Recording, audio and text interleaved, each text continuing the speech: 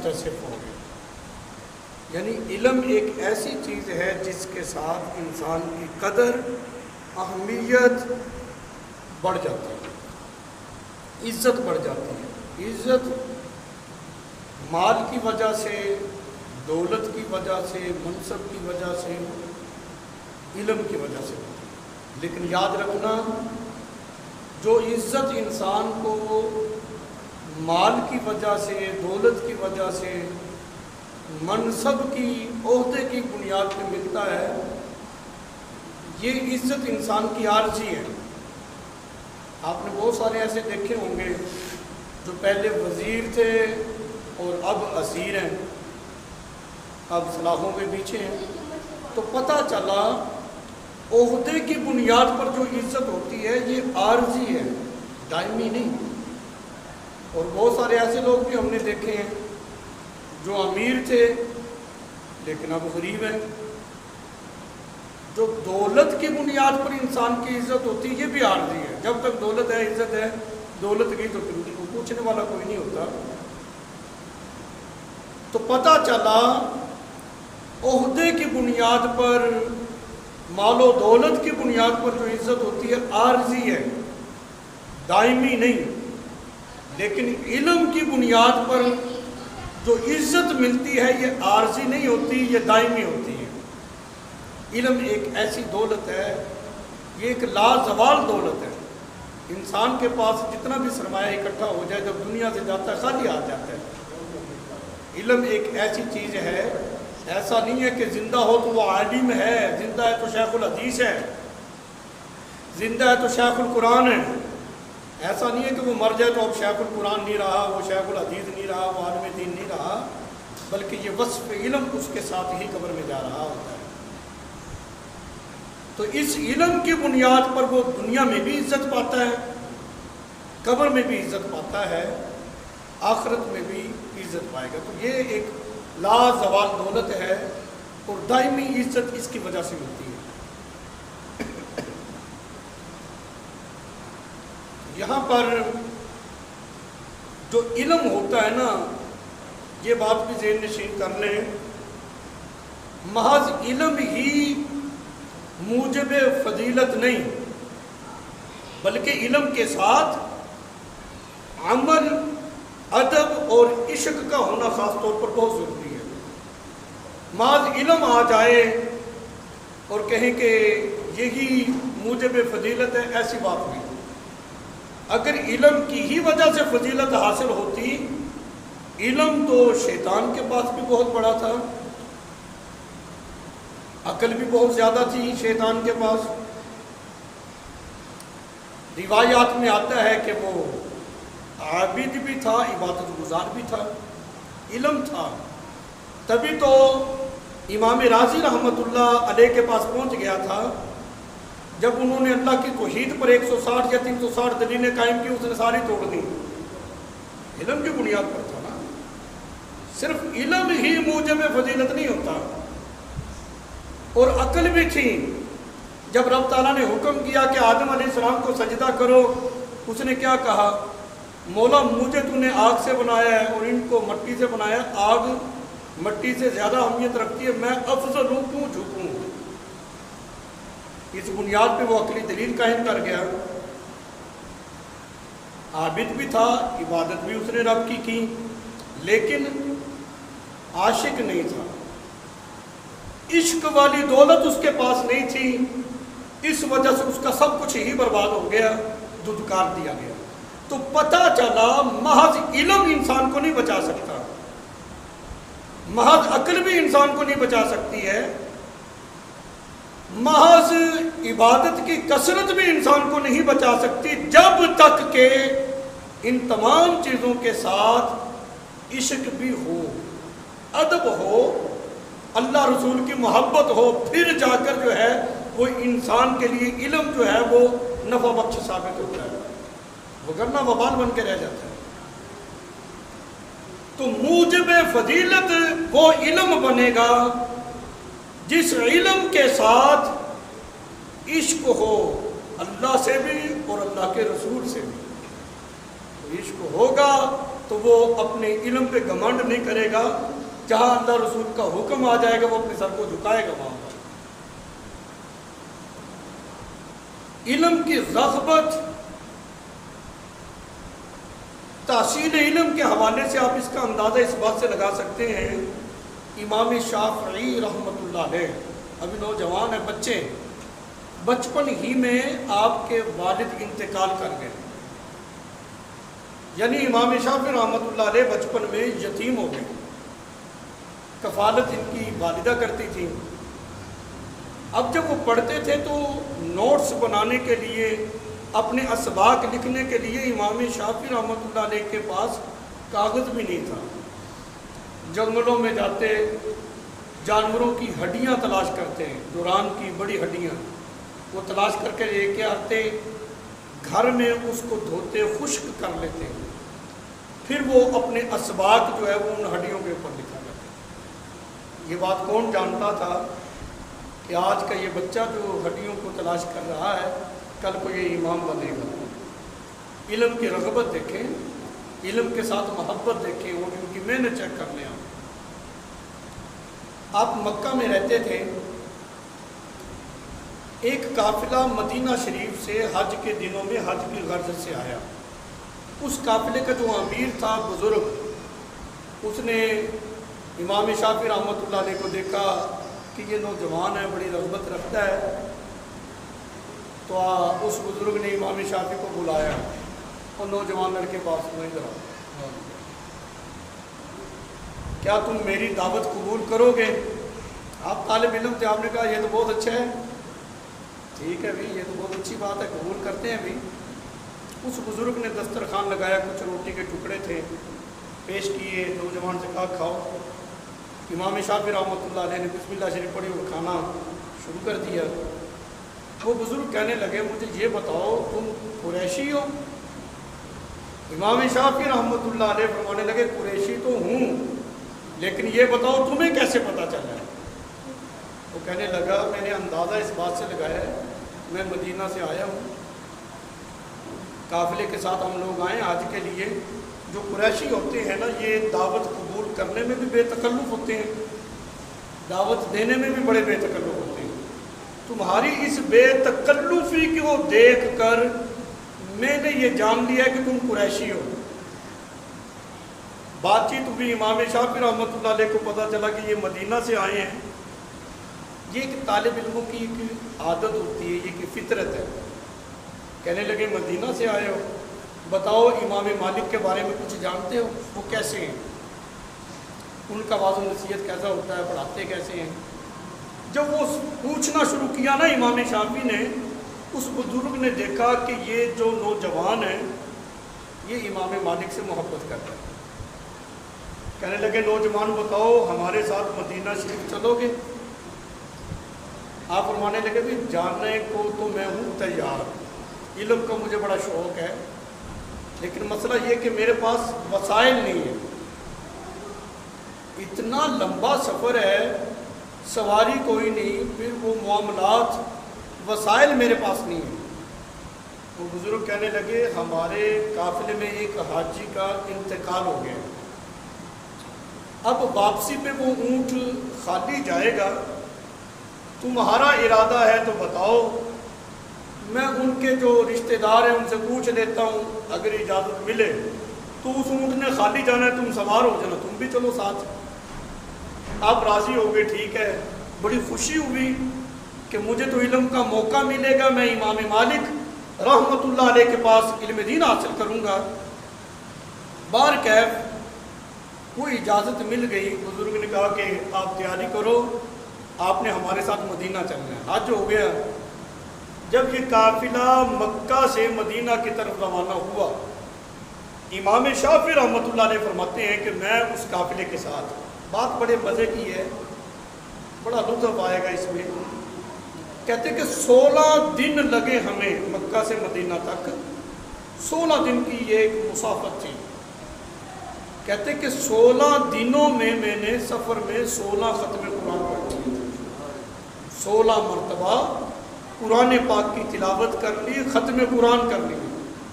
اس وقت سفر پتہ کس نوعیت کا تھا؟ جانوروں پہ پیدل. جو آسائش اور آرام اور سکون اب سفر میں ہمیں میسر ہے یہ پہلے نہیں تھا.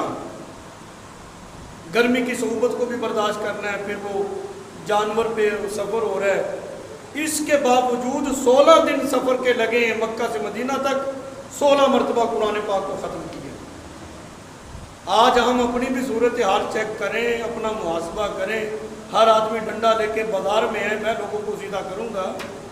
اپنا ہم محاسبہ کیوں نہیں کرتے ہیں؟ آج ہم حج اور عمرے کے لیے جب جاتے ہیں مختلف پیکج ہوتے ہیں، کوئی 21 دن کا ہے، کوئی 28 دن کا ہے، وغیرہ وغیرہ.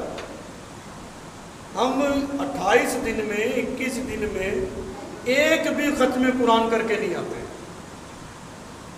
یعنی عمرے جیسے ایک عظیم عبادت کو بھی ہم نے سیر و تفریح کی نظر کر دی ہے. کبھی ادھر ہے کبھی ادھر ہے، زیارتیں کریں، عبادات ہے، بڑا ثواب ہے، لیکن یہ ضرور ذہن میں رکھنا سیلفی بناتے ہوئے، تصویریں بناتے ہوئے، کہ تم یہاں پر کس مقصد کے لیے آئے.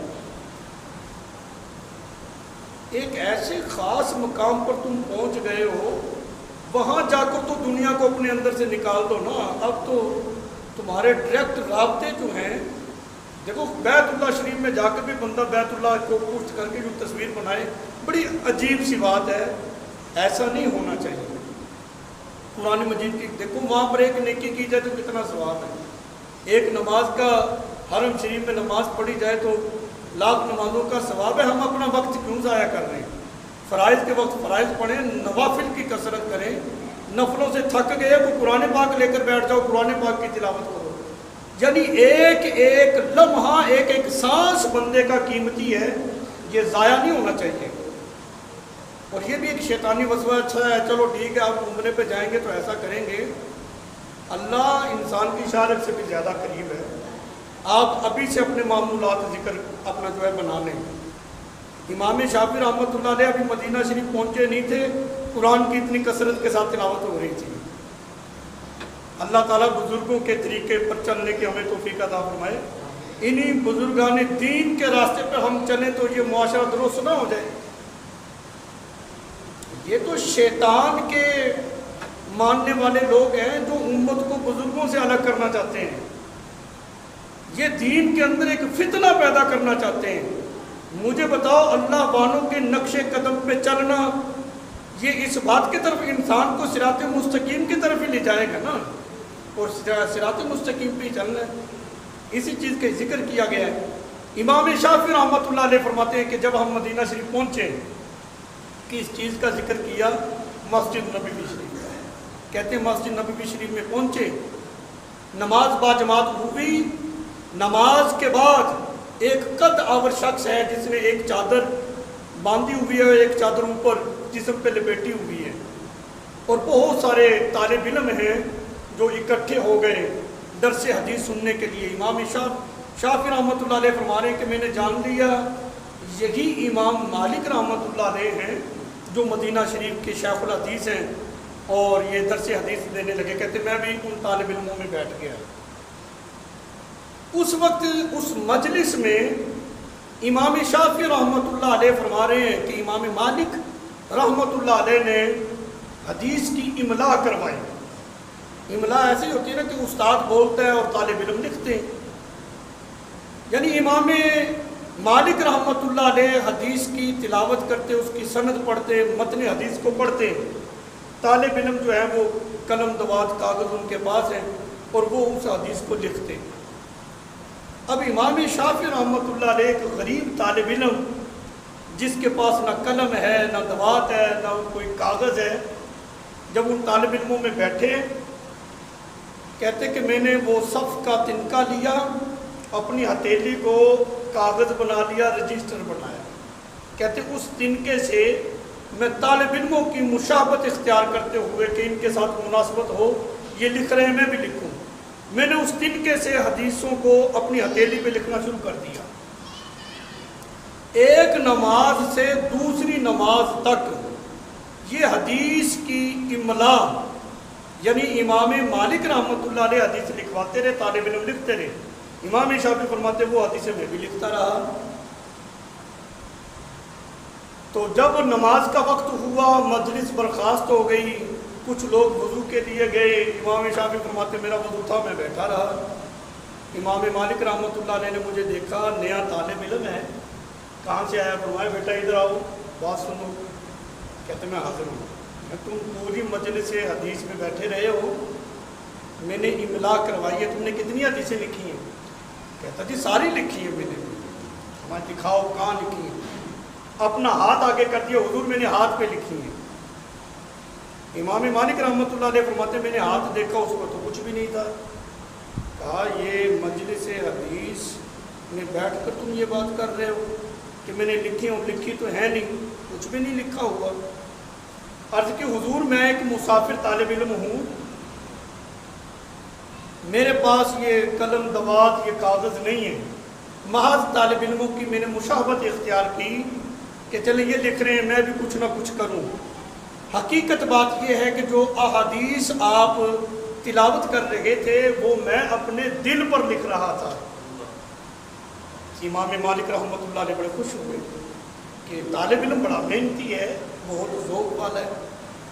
آپ نے فرمایا امام مالک رحمۃ اللہ علیہ نے میں نے 100 احادیث لکھوائی ہیں اس مجلس میں، اگر واقعی ہی یہ بات ہے کہ تم نے دل پر لکھی ہیں، چلو تم نصف احادیث مجھے سنا دو۔ امام شافعی رحمۃ اللہ علیہ فرماتے میں کھڑا ہو گیا، امام صاحب نے تو کہا تھا کہ نصف سنا دو، میں نے 100 کی 100 احادیث سند اور متن کے ساتھ بیان کر دی۔ یہ تھے طالب علم جو اتنی دین کی رغبت کہ اپنے استاد کے اسباق کو اتنی محنت اور اتنے لگاؤ کے ساتھ توجہ کے ساتھ سنتے تھے، اور اس کو دل میں محفوظ نہیں، ذہن میں محفوظ نہیں، منقش کر لیا کرتے تھے اور پھر ایسے ہی بیان کر دیا کرتے تھے۔ تو اس بات پر امام مالک رحمۃ اللہ علیہ آپ بڑے خوش ہوئے۔ تو یہ ہے علم دین حاصل کرنے والے۔ اور وہ بچہ جو یتیم تھا، جو ہڈیاں اکٹھی کر کے اپنے سبق لکھا کرتا تھا، ان ہڈیوں کے اوپر آج لوگ اس بچے کو امام شافعی رحمۃ اللہ علیہ کے نام سے جانتے ہیں، وقت کا امام بنا۔ تو پتہ چلا کہ علم دین کے لیے ہم کہیں نا کہ کسی سہولت کا ہونا ضروری ہے۔ سہولت، اگر سہولت علم دین کے حصول کے لیے شرط ہوتی تو پھر امام شافعی تو کبھی بھی امام نہ بنتے۔ دولت اگر ضروری ہوتی امام شافعی کبھی بھی امام نہ بنتے۔ نہ ان کے پاس دولت تھی، نہ کوئی سہولیات تھی، نہ کوئی وسائل تھے، بس دین سیکھنے کا شوق تھا، طلب تھی، ایک محبت اور طلب تھی۔ اسی شوق کی وجہ سے یہ علم دین جو ہے انہوں نے حاصل کیا ہے۔ علم دین ایک نور ہے۔ میں اکثر یہ بات کرتا ہوں، یہ کوئی اور علم ہوگا جہاں جو ہے وہ بسوں کے شیشے بھی توڑ دیے جاتے ہیں، کنڈکٹر ڈرائیور کو بھی پھینٹی لگا دی جاتی ہے، پھر بھی وہ پڑھ لیتے ہیں۔ لیکن علم دین ایک ایسی چیز ہے، یہ نور ہے، اور اس کو آگے برتن بھی نور والا چاہیے۔ جب تک تقوی، پرہیزگاری اور رسول اللہ صلی اللہ علیہ وسلم کی امت کا پیار انسان کے سینے میں نہیں ہوتا، یہ دین نہیں آتا بندے کو۔ یہ محبت کا درس دیتا ہے۔ یہی وجہ ہے کہ دین پڑھنے پڑھانے والے انسانیت کی بڑی قدر کرتے ہیں۔ آپ نے کبھی دیکھا ہے کہ جو دین کا طالب علم ہو اس نے کبھی جو ہے بد کلامی جو ہے وہ کسی بزرگ سے کی ہو، والدین کے آگے زبان درازی کی ہو؟ کبھی بھی ایسا نہیں ہوگا۔ کیوں؟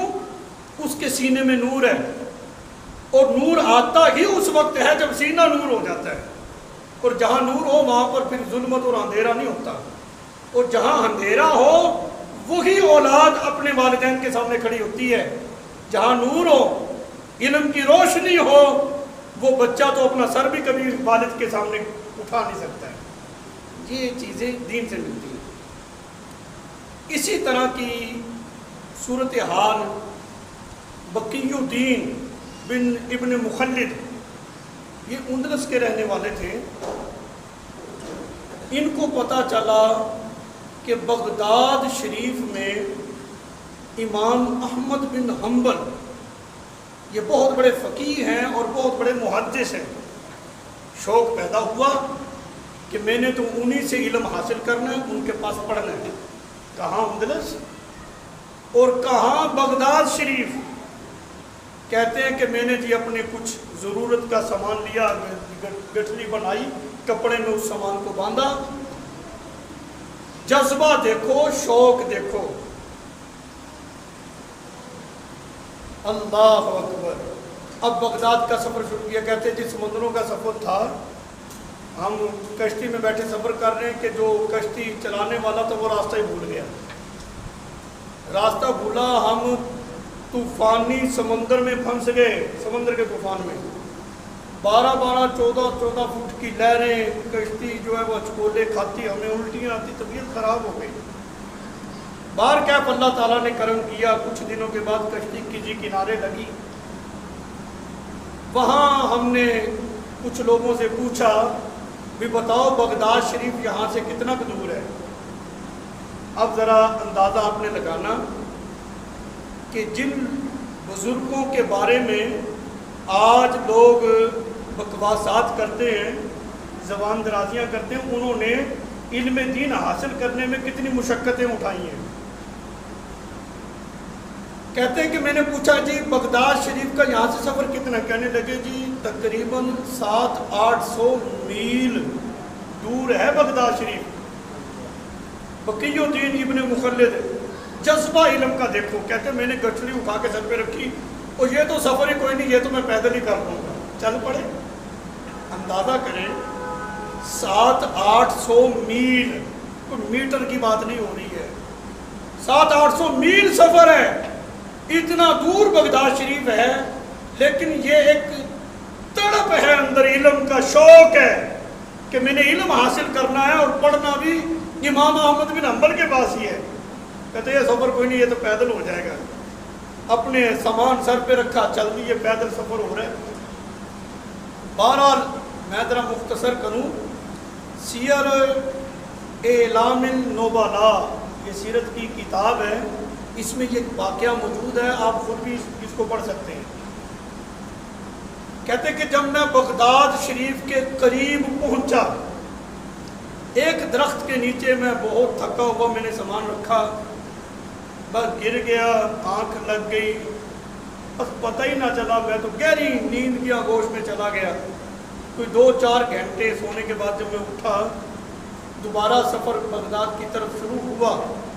ایک آدمی سے ملاقات ہوگی جو بغداد سے ہی آ رہا تھا. اب جس طرح بغداد شریف قریب آ رہا ہے وہ تڑپ بڑھ رہی ہے. امام احمد بن حنبل کا پوچھ رہا ہے ہر کسی سے. پوچھا بھی بتاؤ امام احمد بن حنبل کو تم جانتے ہو؟ میں نے ان کے پاس جانا ہے. کہتے اس شخص نے جب یہ سنا کہنے لگا نوجوان یہ بتا تو امام احمد بن حنبل کا کیوں پوچھ رہا ہے، کیا کام ہے تجھے ان سے؟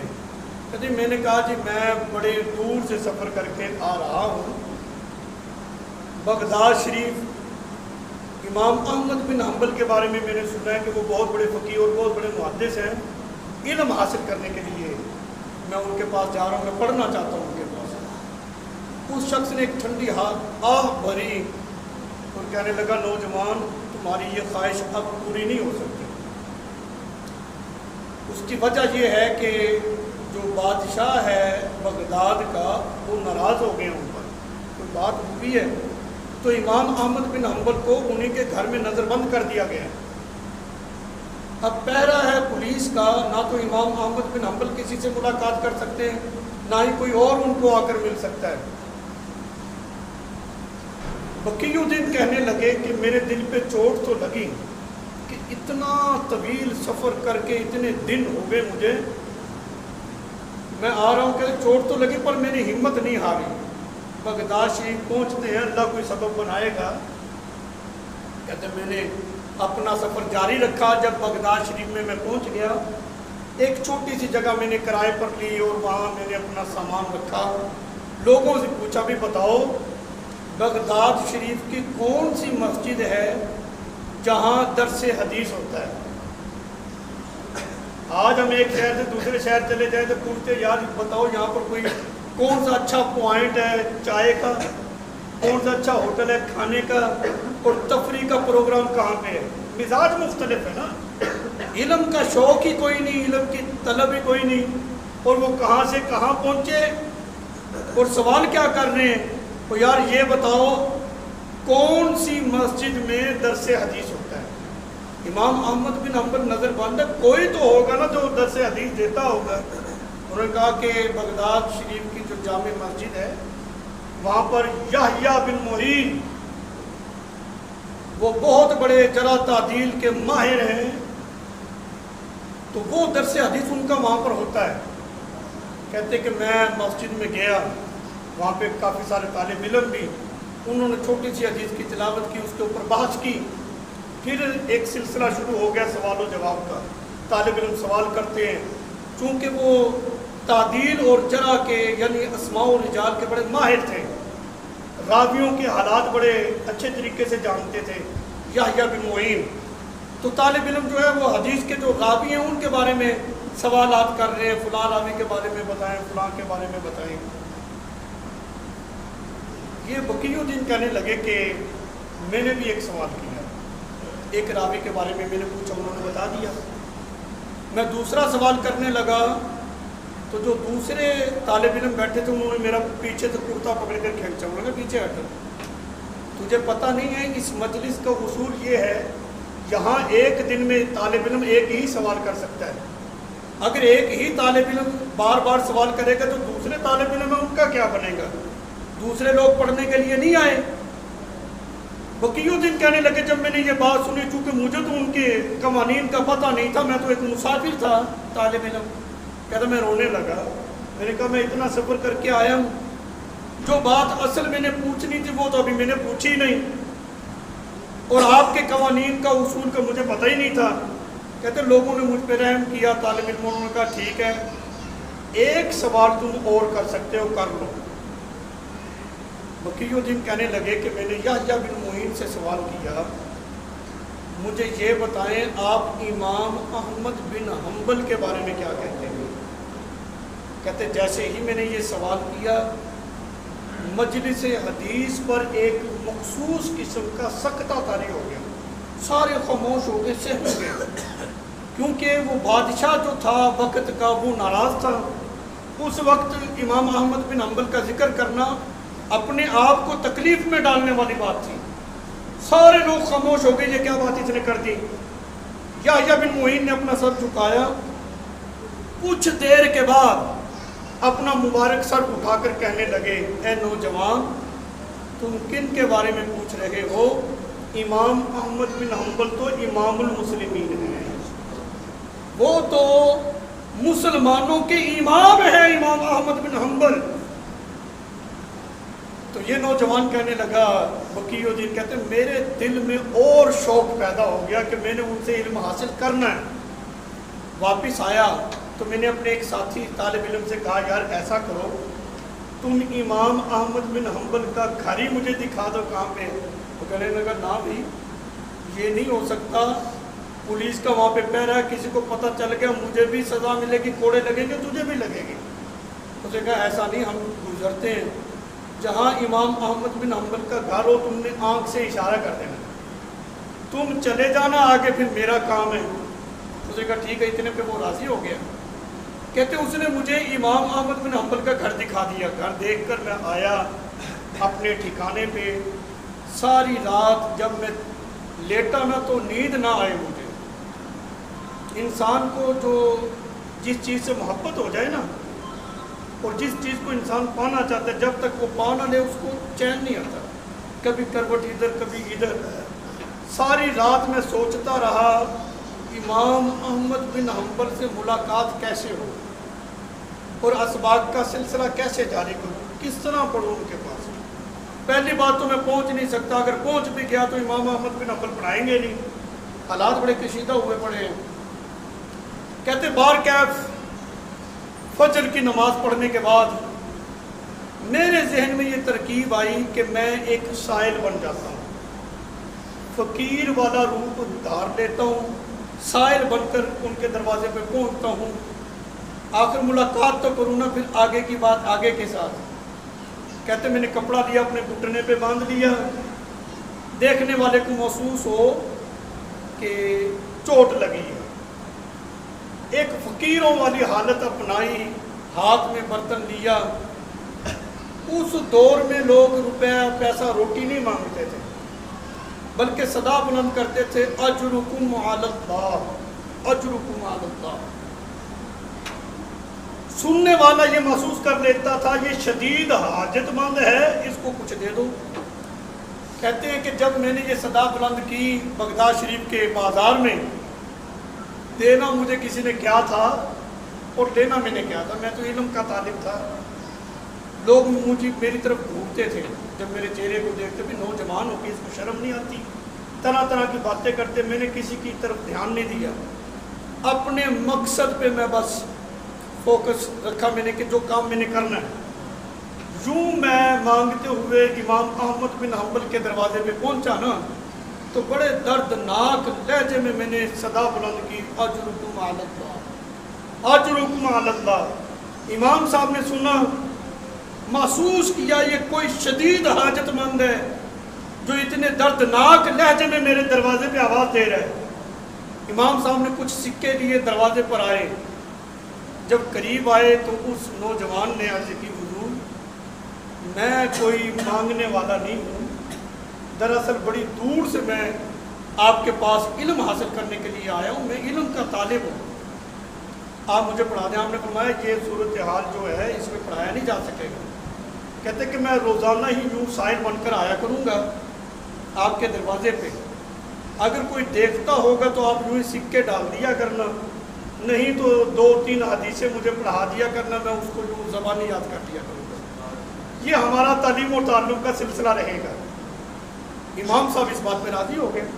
صاحب علم لوگ جو ہوتے ہیں نا جی، وہ اس بات کو پسند کرتے ہیں کہ کوئی علم لینے والا ہو اور ہم اس کو عطا کریں، اس کو دیں. بقی الدین کہتا ہے 1 سال میں نے علم اس حالت میں حاصل کیا کہ لوگ مجھے فقیر سمجھتے تھے. یوں سائل بن کر آوازیں دیتا ہوا، صدائیں بلند کرتا ہوا امام صاحب کے دروازے پہ جاتا. موقع پا کر وہ مجھے 2-3 حدیثیں پڑھا دیتے، میں زبانی اس کو یاد کرتا اور آ جاتا. یہی میری خوراک تھی، یہی میرا مقصد تھا بس. سال کے بعد خدا کا کرنا، وہ ظالم بادشاہ مر گیا.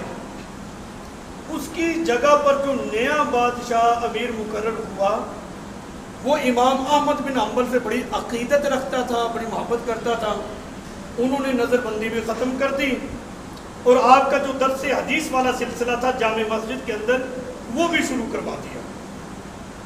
کہتے ہیں کہ اب نماز عصر کے بعد بغداد شریف کی جامع مسجد میں درس حدیث ہوتا تھا امام احمد بن حنبل کا.